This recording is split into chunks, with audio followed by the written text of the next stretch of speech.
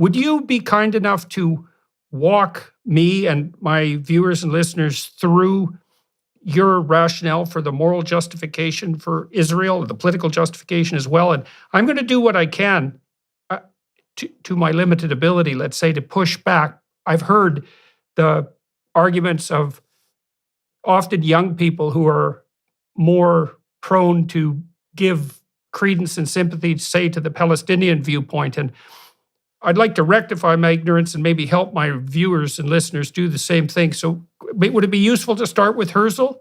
Well, I'd start, Herzl was what I call our modern Moses, but I'd actually start with the original Moses.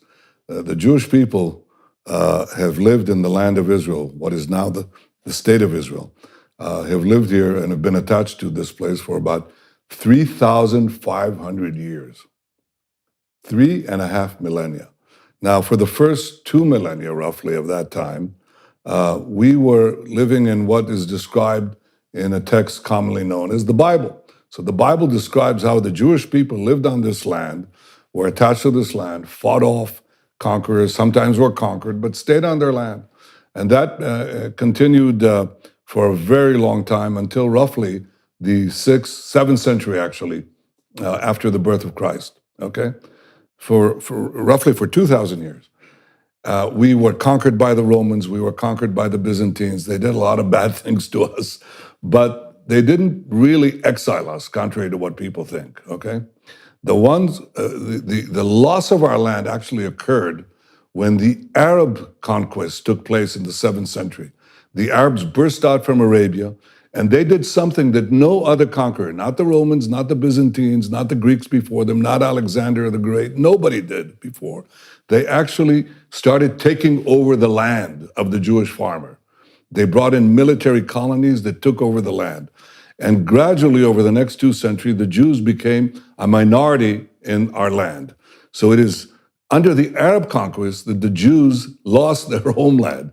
The Arabs were the colonials. The Jews were the natives dispossessed. Well, that happens in history. The Jews were dispossessed. We were flung to the far corners of the earth, suffered unimaginable suffering because we had no homeland.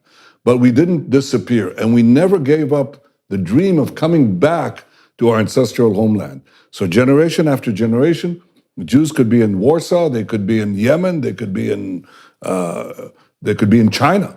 And they said, next year in Jerusalem, we'll come back next year in Jerusalem. Well, that was made possible because the Arabs who had conquered the land basically left it barren. They never made it their own. It was a barren land. It really it was an empty land. And in the 19th century, the idea of coming back next year in Jerusalem became a reality. By the way, in part because of Christian Zionist support for the idea of the Great Return. The Jews came back in the 19th century to the land of Israel. The result of this return was that we started building farms, factories, places of employment.